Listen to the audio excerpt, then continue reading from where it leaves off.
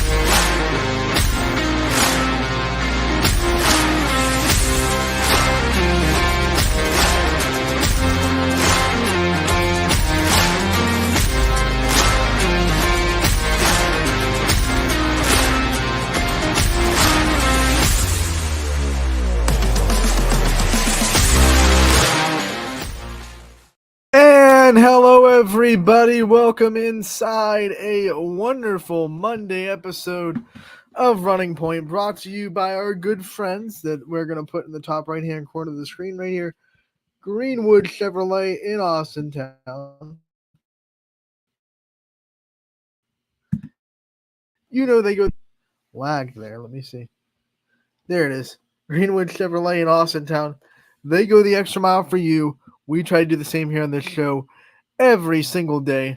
And one of the ways we do that, of course, is our coaches' corners, our player profiles, and everything that we do to talk to the people inside your communities to make this show great. That's how we go the extra mile for you. Greenwood Chevrolet, they go the extra mile by taking care of all of your car needs. If you are in the market for a new or used vehicle, make sure to head on down to Greenwood Chevrolet in Austintown. They have a great staff that will do whatever it takes to make you as comfortable and as willing to go as possible. They have a great service department as well. So if your vehicle is in the need of some loving, Greenwood Chevrolet has you covered there. So make sure to head on down there. Tell them Anthony from Running Point sent you. We'll have some fun. They have been a sponsor of this show since its start, and we couldn't thank them enough for believing in everything this show could be. Great sponsors like Greenwood Chevrolet are why we're able to do the things we're able to do here on YSN. And this is kind of like the week, right? This is the week. We kind of got our toes wet with soccer and volleyball over the weekend. We're going to talk about the results that came in, but this is when the rubber hits the road, right? We have volleyball all week, soccer all week. Football starts on Thursday, Friday, Saturday into week one. So this is like hit the gas. Your breath of if you were taking a breath of YSN 1, you shouldn't have been because we had great summer coverage. But if you took a little bit of a break and now you're kind of stumbling your way back into YSN, your break is over, right? Your breath is done. Exhale, because here we go. And it is going to be a nonstop roller coaster fall sports ride all the way up until that little gap, that tiny gap. Very tiny, by the way, especially if we have football teams that make a deep playoff run like we usually do. Very tiny gap between, football, volleyball, all that stuff ending, and basketball. It's going to be nonstop until then, right? And that's like your Thanksgiving break. You might get a week, maybe a week breath, and then here we go back for basketball. So here we go. Like, buckle up. Keep your arms inside the vehicle at all times. Thank you for choosing YSN Roller Coaster for your sports entertainment needs, because it's on, right? It is on. Here we go. I'm so excited for the week. I'm so excited for just being back to just nonstop talking about local high school sports. Gonna have some fun. Let's take a trip into the weekend, recap the stuff that did go down, because we had plenty of action go on and off the network over the weekend. Volleyball and soccer, and a little bit of Little League football too, as well as the Scrappers, who are right on line with first place. So a lot of things going down right now. We will head back to Friday and get you covered with some Friday final scores. We saw soccer happen on the network, and we'll start with United. The United boys soccer team, they opened the season with a commanding win over Salem on the road in Quaker country. Um, you look at it, it was a 4-3 win and nail biter for United. The difference maker was a penalty kick by the guy that scored all 4 goals for United, Maddox Andrea. This is a kid's name, by the way. If you've been following our soccer coverage over the years, which has gotten better and better, and we've been able to dive deeper and deeper into soccer. But one name we always knew about, even back a couple of years ago when our soccer coverage was like kind of just putting your toe in the water and getting ready to dive into it. We knew Maddox, right? We knew this kid. We knew how good he was. We knew what he's doing for United. We've had player profiles with him. We've done articles about him. He's done wonders for this United team, and he does it again. Like you watch the tape, he was carrying the team. He was just electrifying what he was able to do. And there were a couple of I think he had the chance to score more than 4 goals. He had 4, but he had a couple of open shots that just didn't go in. Like there were, I think he probably could have had 7. This could have been a 7-3 game, with the opportunities he was able to get himself. Soccer. You're not going to hit every shot you take, um, no matter how good you are. We saw that even in the Olympics. I mean, there were men and women that are on the biggest level of the sport missing some shots that they probably feel like they should have made too. So, 4-3 your final score, and it was a good game. You look at Matt Mars right up. It was back and forth the whole time, and like I said, came down to that penalty kick. That one that might have been a little controversial, maybe. I mean, I know that the Salem fans in Salem were maybe a little bit upset about that call. It's a pivotal penalty call, down the stretch. But you know, that's sports, right? Nothing kicks off the sports season like a controversial call. So United gets the win over Salem on the boys' side. It was a boys-girls doubleheader though, and Salem got their revenge on the girls' side. They get the win 4-0 over United in the nightcap, and it was a dominating defensive performance from Salem this time around. And when I look at the recap for this one, and I'm looking at what Matt Morris sent in because he was our wonderful announcer on the ground there.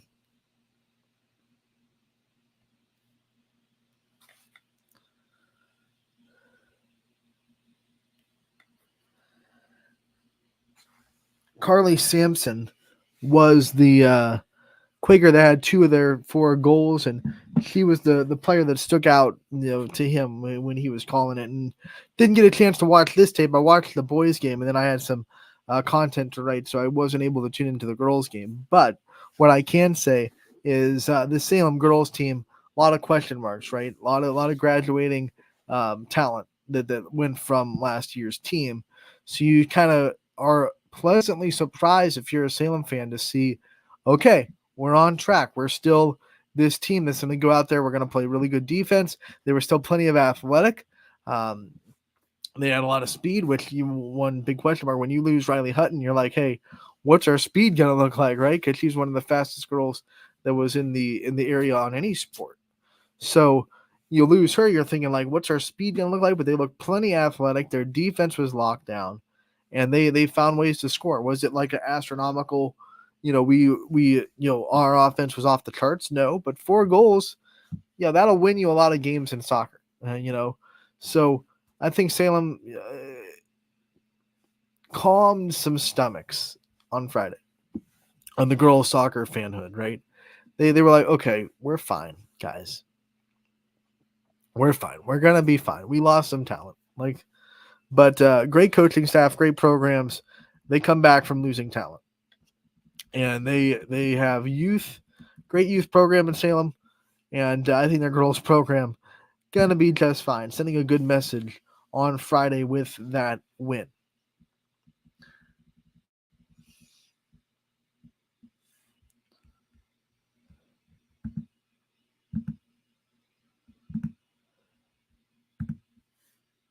Now we go into more stuff that happened on Friday. And we see that also the Columbiana volleyball team was able to open up their season with a big win. They were able to sweep Springfield on the volleyball court. Kind of close sets, 25-20, 25-21, 25-22. So even though it was a sweep, very competitive. It was a dogfight for Columbiana, pun intended, Um, Springfield brought their A game, and I think the Brun guards were really hard to defend. In fact, when you look at the numbers, Columbiana was more um, spread out, right? They had several players putting up, 5-6 kills. Hard to defend that, but Springfield, Balin and Jamaica Brungard had more kills. Both had more kills than anybody on Columbiana's team. The problem was Columbiana had 4 or 5 girls coming at you, and Springfield just couldn't find enough consistency from the secondary hitters. But Balin Brungard, by the way, he's going to be a big player to watch if you're thinking like names that might go under the radar this year. Don't forget about Balin Brungard. Plays volleyball, doesn't play basketball, but does play volleyball, shines in volleyball. I'm looking for the numbers on her.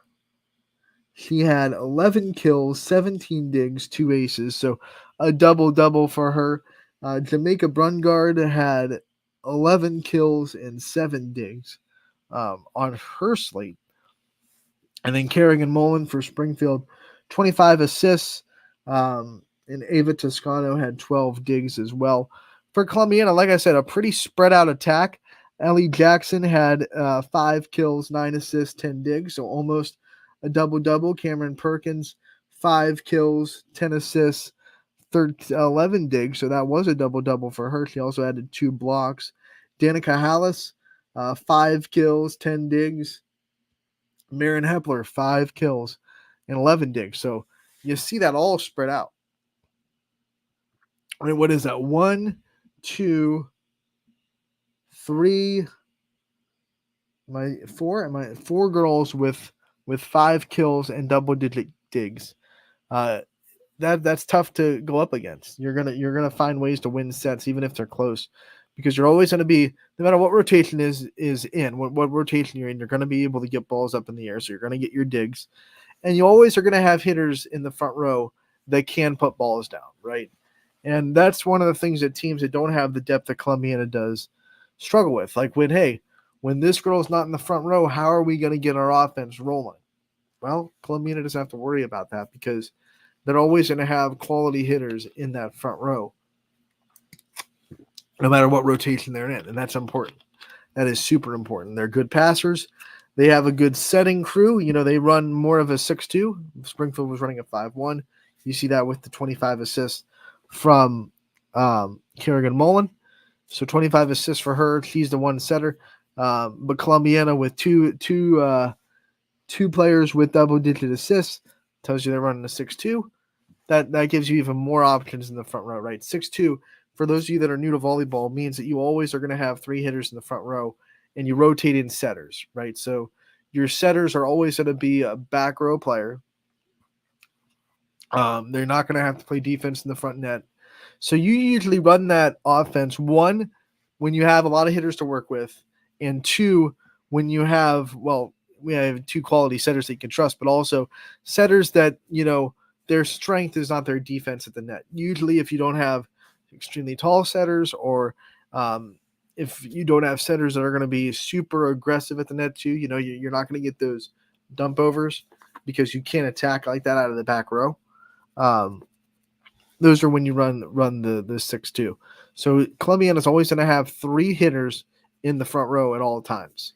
That's why you run that kind of offense, and they have 2 setters that are very trustworthy, that do their job very well.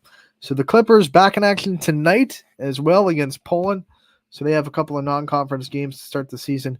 That'll be in Columbiana. Joe Eusebio will be on the call. We'll talk about all the games that'll be on the network tonight in a little bit.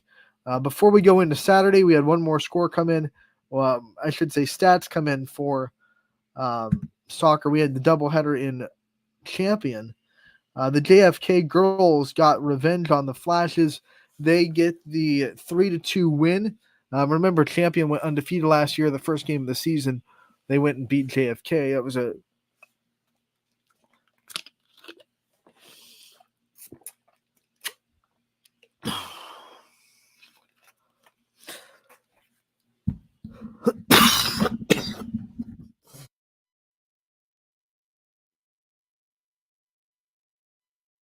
excuse me. I think it's gone. It was a 2-1 match that Warren JFK lost last year. So this year, they come in, they get a little bit of revenge, they get some momentum in the season opener. 3-2 is your final score. Dee Dee Ryan had herself a day, 3 goals, hat trick. That's a good way to start the season. I said this on Friday in the show, right? All you have to do when you talk about Warren JFK soccer, the first name you have to mention, Dee Dee Ryan. I think I said that verbatim on Friday, and it was like, hey, look at the universe. Sometimes Anthony strikes gold, right? Doesn't happen too often, but sometimes he throws a dart and it hits the bullseye. And Dee Dee Ryan has a big game right after I talk her up on Friday afternoon. So, 3 goals for her for JFK. Champion, they had a goal from May Robinson and Maylee Nadal. They each had the goal. Allison Hinderlight had, sorry, my mouse was covering the number, had 8 saves in goal. So she played a good game as well for JFK as the Eagles girls get the win 3-2. And then on the boys' side of that doubleheader,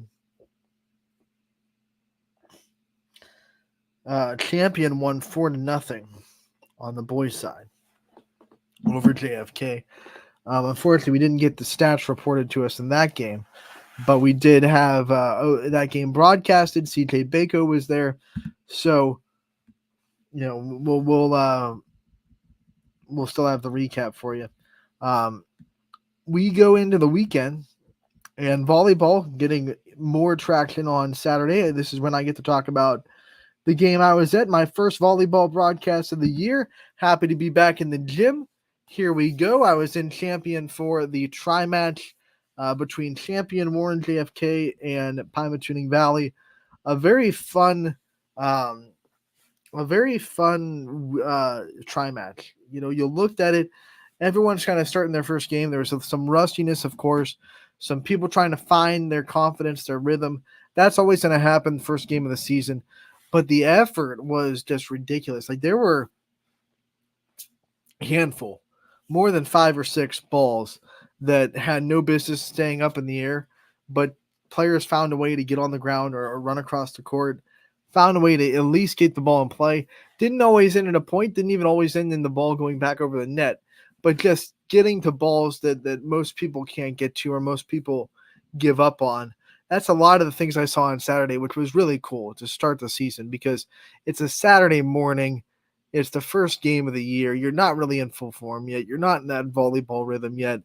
And sometimes that's the first thing that goes in that situation. You see a lot of first games where I'm not saying the effort's not there, but it's not like middle of the season, I'm going to dive for every ball kind of effort, in the first game usually.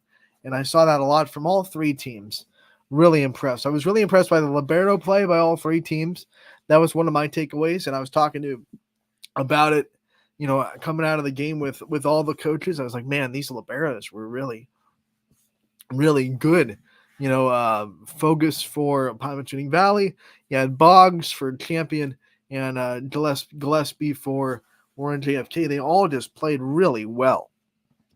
Lights out. When we get into the results of the weekend, Champion won the tri-match. And this was a tri-match that JFK came into the same place last year and won. So when we're talking about Warren JFK and Champion, a lot of revenge on the line this weekend to open seasons.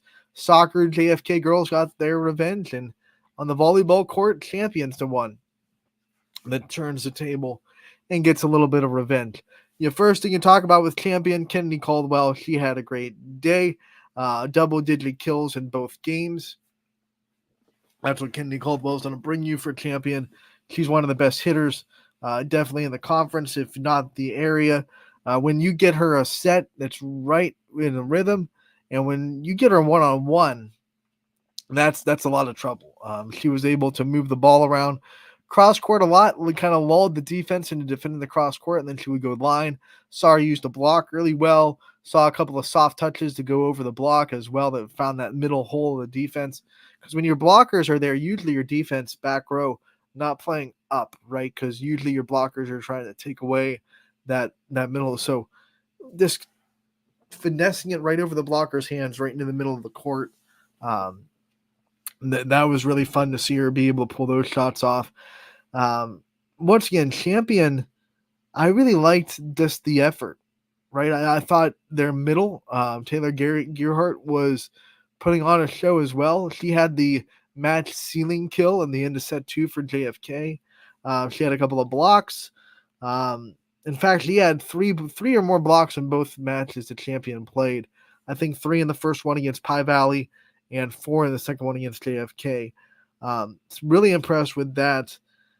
Can't say enough about just this Champion team that when I was talking to Kennedy Caldwell after the first game, talking to Avery Boggs after the second game, they just have this sense where they feel like they underperformed last year, and this is all about just the team winning this year. They want Champion to be on the volleyball map, and they will do whatever it takes to do it. Like, they didn't talk about themselves or what.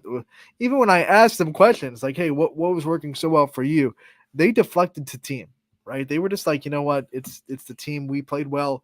We and I love that attitude. That is going to carry Champion to a lot of wins if they're able to keep that mindset throughout the year.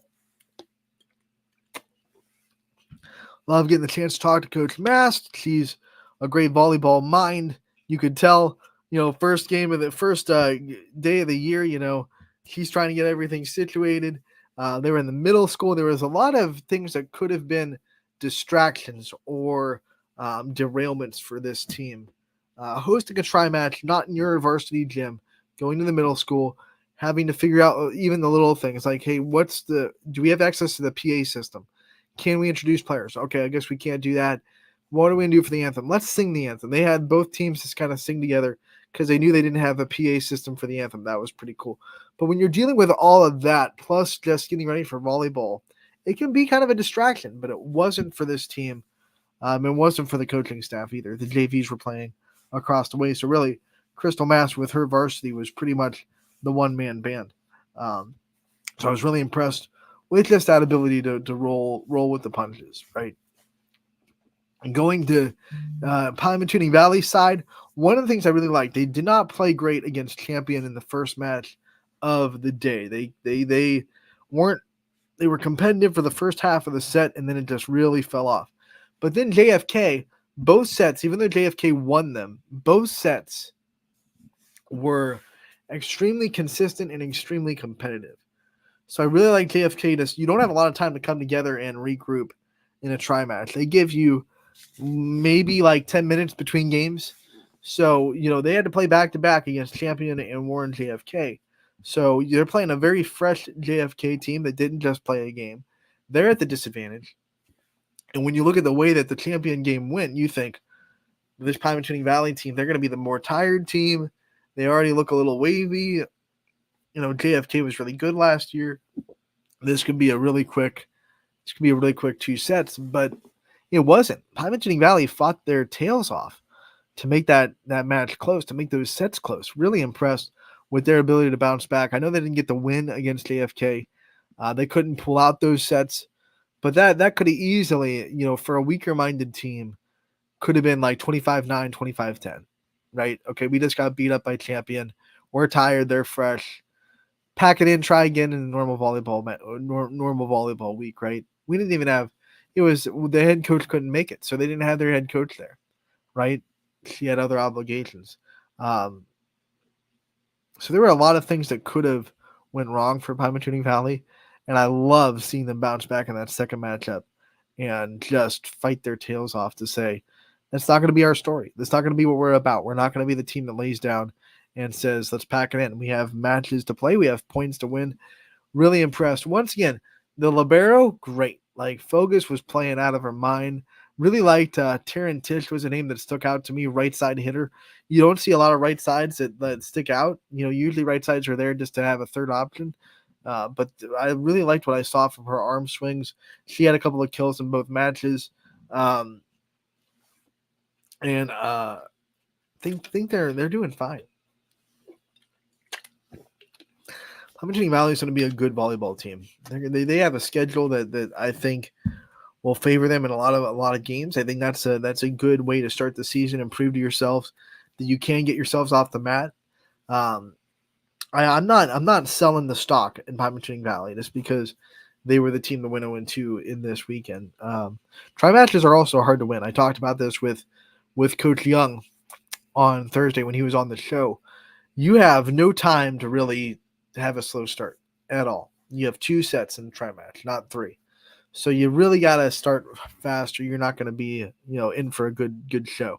So, Palm Valley, the way they were able to take that JFK match and take it seriously and fight hard, they lost 25-21, 25-22 were the set scores. So, not a bad showing for them. Now, JFK side, want to talk about them a little bit too. The first matchup, Hannah Myers looked like she was just in rhythm, right? She was just killing it. She had 10 kills against Palm Valley in 2 sets. That's phenomenal, right? And then I think Champion's defense found a way to get her out of rhythm, right? She had 4 kills against Champion. She's going to be where that team goes, right? She's going to be their number 1 hitter. She's going to be the rhythm setter. It felt like their offense was working outside of her better when she found her rhythm in the first match.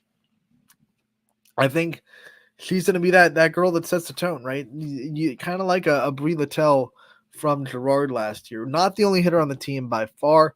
They had other talented players last year.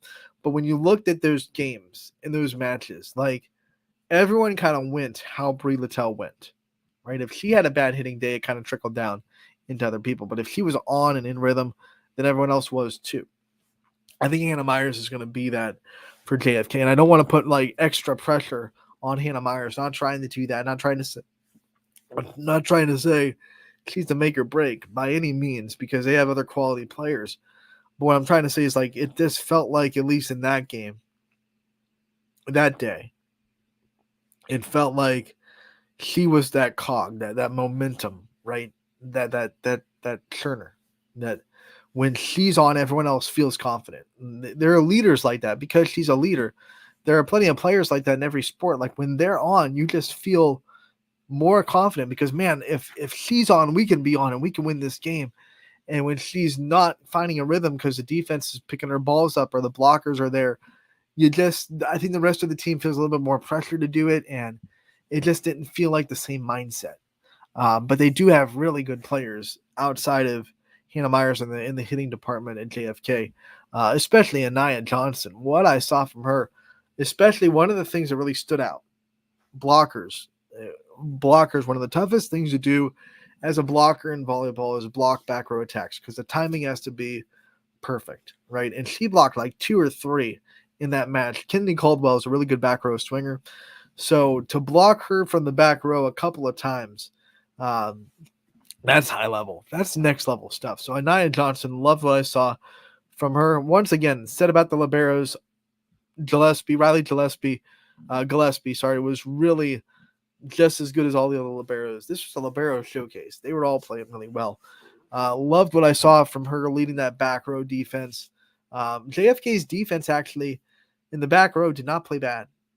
I don't think. You look at those matches. 25-23 was the score to set 1. I think if they win that set, it's a different. Obviously, it's a different story because they lost 2-0. But I think that second set went so downhill because of the momentum the champion was able to grab at the end of set 1. They were down 22-18. Normally 22-18, you're in a good spot to win, right? You're gonna win that set more than that because you have 3 points to get and you're 4 points up, but you're also the other team has to have 7 without you getting 2 to get 25 to win with 25. So that's tough. That's tough to do, but Champion did it. Champion went from 22-18 to 25-23 and then won the second set 25-14. So you can tell like that momentum carried hard from the end of first set into the second set. JFK, like I said, try matches. You don't have a lot of time to get your footing back, right? Because in a normal matchup, okay, you lost that set 25-14, you kind of regroup, you say, if we just play like we did in the first set, we can win a couple of sets here. We can force a fifth. We'll shake off that second set. We're fine. They had the momentum. That's okay. We have the third set. We know that we can compete with this team. That would be my speech in the huddle if it was a 3-set match like normal. But it wasn't. It's a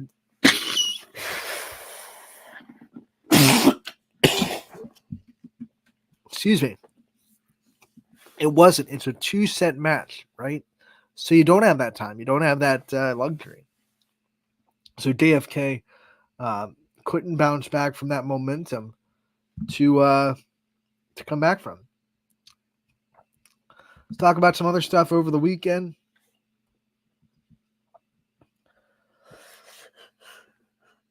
Excuse me. We had Crestview get the win over Salem in a straight sweep. Abby M double. No shocker there. The senior that's going to Pitt. She's good. Yeah, there you go. She's really good. Probably the best volleyball player we have in YSN. 20 the scores were 25-12, 25-14, 25-16. The final numbers for Abby M were 20 kills, 10 digs, 4 blocks, 6 aces. That's a double. Laney Hour, good day for her. 13 kills, 8 assists, 7 digs. Everything working there. But then some new names that are going to be in the fold this year that got into the stat column. Sophia Stewart set with 26 assists. So she did have the bulk of the assists on the day. Bailey Ash had a good defensive day, 9 digs for her.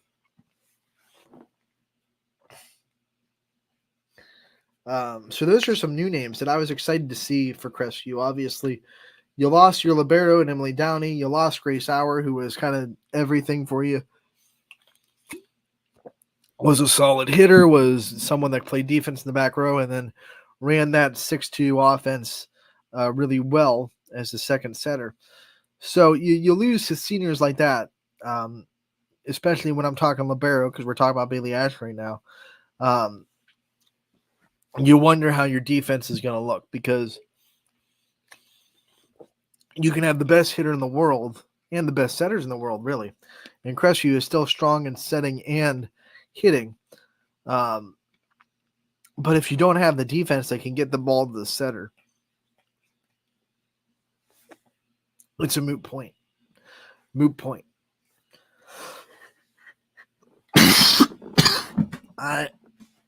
I am sorry. I got the tickle today for some reason. But yeah, it is a moot point if you can't get the ball to your setter with 3 options. Then you can have the best setter and hitters in the world. You just can't get into rhythm. You can't get in the system.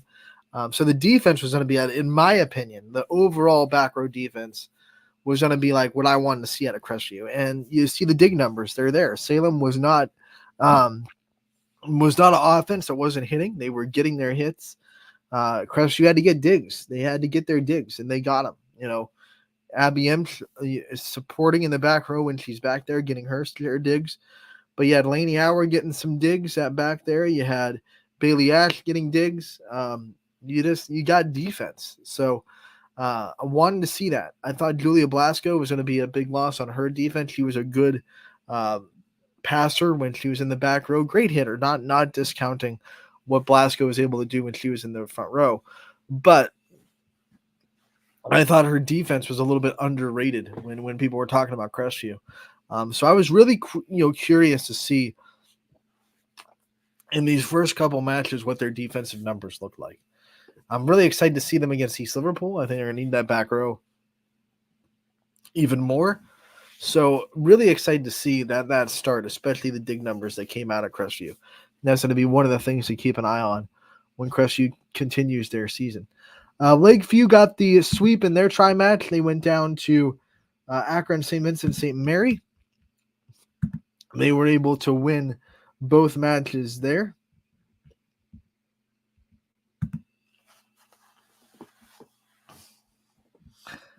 They got the win over not Twinsburg, that was Hoban.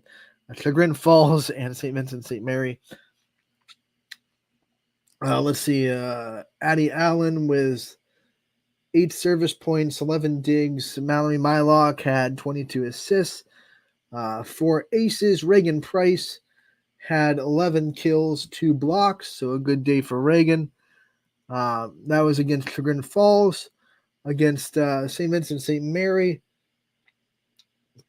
Reagan Price and Molly Stewart both had 11 kills. Price had a block. Allen had 12 digs.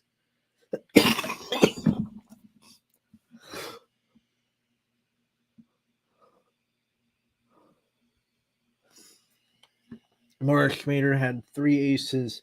And Mallory Mylock with 25 assists against St. V's. So Lakeview back in action Tuesday. They will be against going up against Hubbard on Tuesday to open up conference play. So Lakeview, who did not lose a single senior, they're up and running just like we all expected them to be. And, no shocker there. There is no shock in that. West Branch, I want to talk about them because they were on the network. They got their win in the tri-match that they went to Southeast for. They were able to beat Southeast and then beat South Range. In those 2 matchups, South Range also got the win on the weekend against Southeast. So South Range 1-1, West Branch 2-0. Ty Bartell has a great write-up for that. Looks like leading the way for West Branch.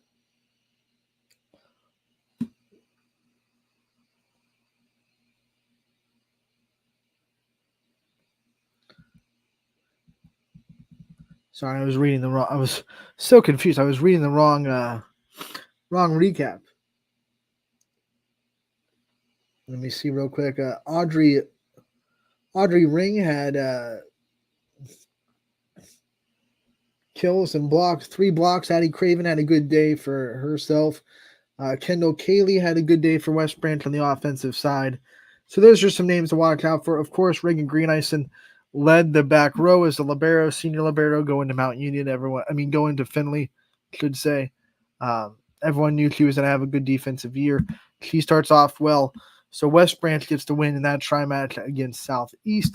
South Range and Anatoy get the win over Southeast as well. So they're 1-1. Anatoy had 7 kills on the day. Those scores were 25-12, 25-10.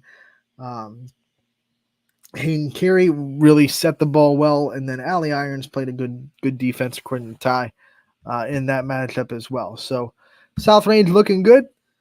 West Branch looking good, and also want to give a shout out to Southeast because that was their first YSN broadcast. So welcome to the family officially. You are now on YSN, Southeast Pirates.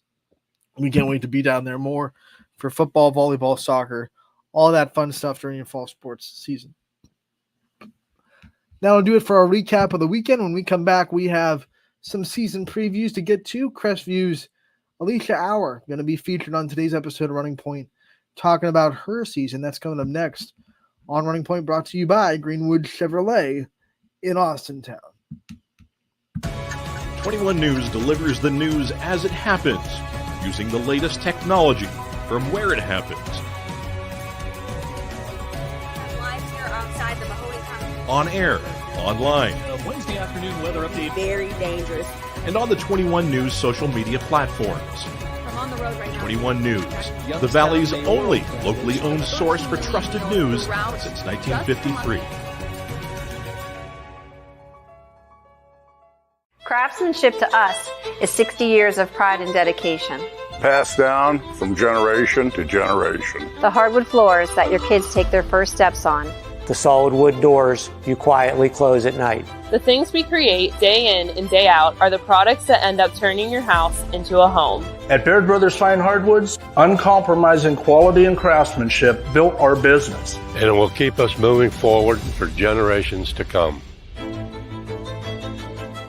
Going the extra mile at Greenwood Chevrolet means we want to take care of the community that takes care of us too. And we have to work together always. And that's how you stay in business for 40 years. I love being a helper because when I help somebody, it makes me feel good. It means a lot that I can make a difference in others' lives. So I will do everything I can and just being there for them every step of the way. I want them to know within the first 5 minutes that they could depend on me. That's what going the extra mile means, only at Greenwood Chevrolet. Before the lights come on, before the workday begins, before a long day is ended, or it's time to have fun, it all starts with the people at Joe Dickey Electric. From replacing a light fixture in your home to building a substation for your business, no job is too big or too small. The people of Joe Dickey Electric power them all. Joe Dickey Electric, over 60 years of powering the Mahoning Valley.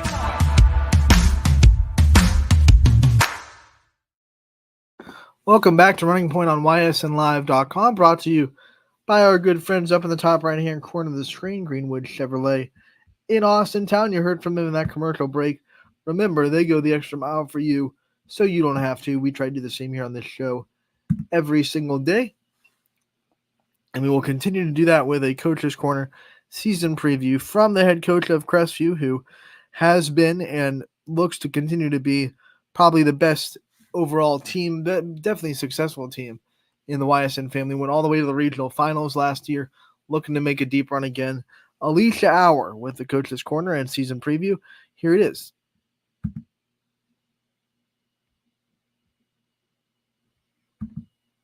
Anthony Hartwig here with another fall sports season preview. We're joined by the head coach of the volleyball team down in Crestview, Alicia Hour. Coach, thank you so much for taking the time to join us today. Thanks for having me. Another season in Crestview coming up at you. Before we talk about all the exciting things we have in store this year, let's quickly recap last year, another tremendous season for Crestview. What kind of lessons do you think the team's taken from last year, or what do you hope the returning players are going to bring from last season? Well, last year was kind of a dream season. I mean, my 20 plus years of coaching, that was probably one of the most enjoyable years, just based on the personnel, the team chemistry, how hard they worked, how much fun they had. So it's really hard to measure up to last year. It's funny, when we started over the summer, the girls kind of were quiet on the court and it wasn't real energetic. So that's something that we've been learning to do, is to fill the voids of energy that we've graduated, and still be successful on the court and have fun. So it's been a learning season. We still have a ton of talent, but bringing it together without the leadership of last year's seniors has been different. So I think that the girls are learning that this is a different year, this is a new year, and we just need to make it our own. Yeah, I mean, I think we ask this every year because it's always a successful season, but how do you kind of separate last year from this year and say, hey, you know what, last year happened, it's cool, but we did graduate seniors, we are a different team, and we have to make sure that we're not, leaning on last year's success. Oh, yeah. I mean, every year when you have success, you develop a bigger target on your back. So every team wants to beat you based on how you did last year. So the girls know that the target is very big, and they just need to know that we are a different year. We're a different season. We're a different team. We have different personnel. And they're learning to fill their roles, and it's an ever evolving process. I mean, we're trying different positions. We're different people on the court. So we're finding it. We're getting there. Let's talk about this season and the roster we have. I know there's a good mix of familiar faces that we all know and have come to enjoy, but also some new faces stepping up into big roles. So talk about the roster you put together this year and who we should expect to see.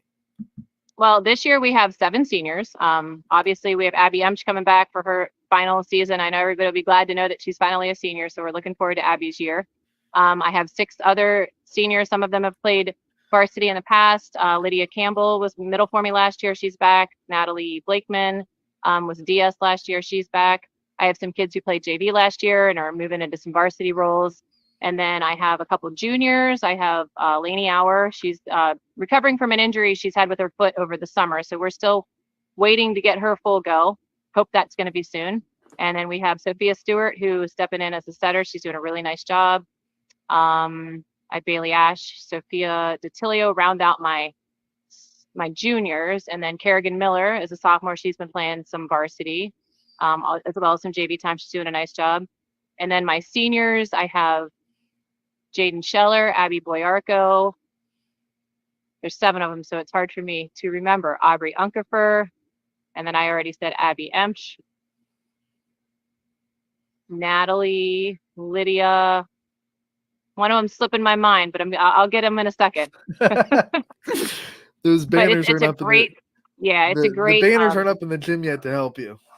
Oh yeah, I know. I don't have my roster sheet in front of me, and yeah, we just had a 2-hour practice, so my mind's a little scattered. We're good. It's we'll be in the middle. I might have of even said all 7, but yeah. One of the things we want to talk. Allie Howell. Allie is my other senior. Allie, I'm sorry. Allie is a great kid. She was unable to participate last year during the season, and she is full go right now. She's doing a great job as a defensive specialist, the backup setter. She's doing phenomenal. So that's all of my varsity roster. I said I give you my 7 seniors and my juniors and my 1 sophomore. So I'm good. You got it. You got it. Coach, I also want to talk about this schedule, the MVAC. That's where your biggest target is going to be. All those teams want you bad. You have Southeast coming into the league this year.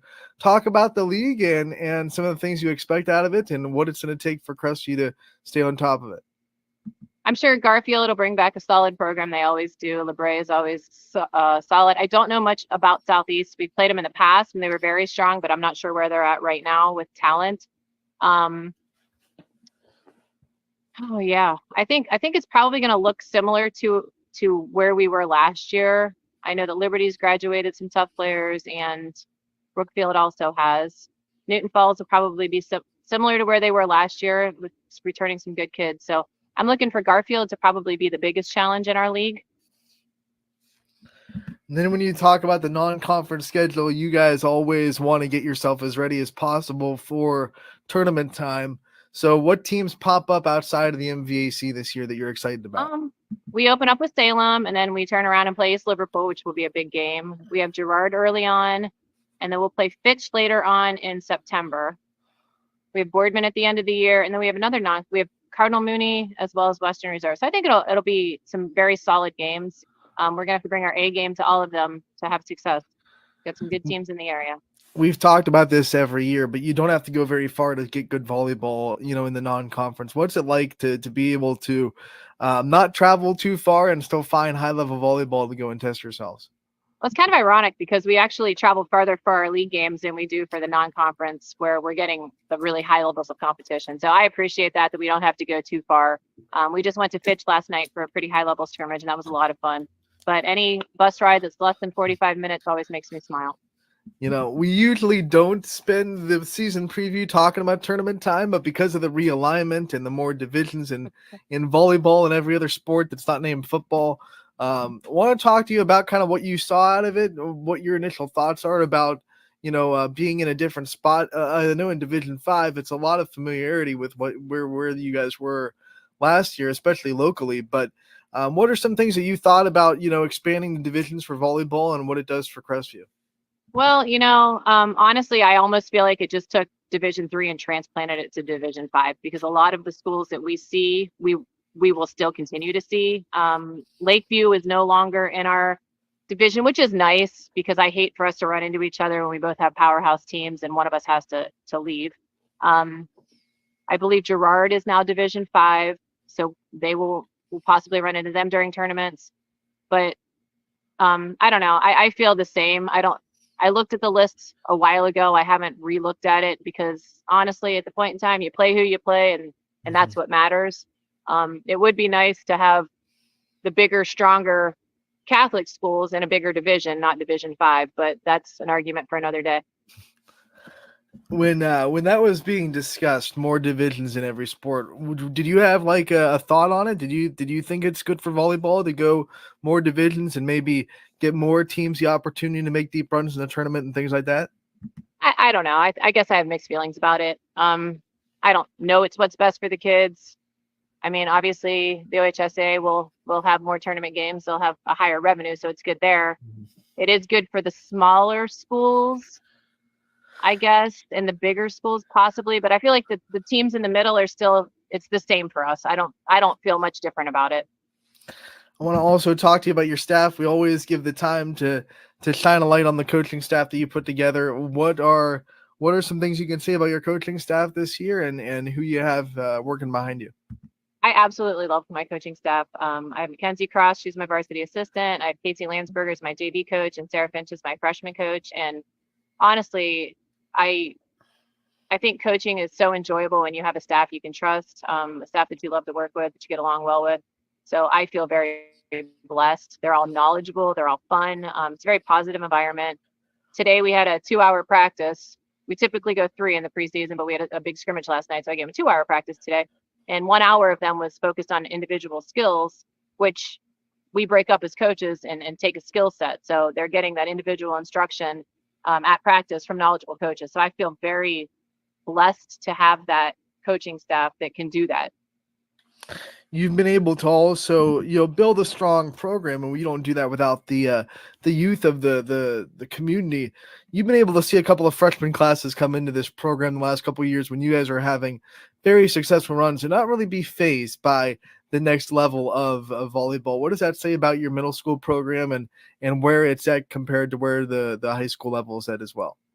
Our middle school does a really great job. We have Diane Campbell and Drew Farron coaching our 7th and 8th grade program. And the main idea in middle school is to get them to love the game and teach them the basics of the game.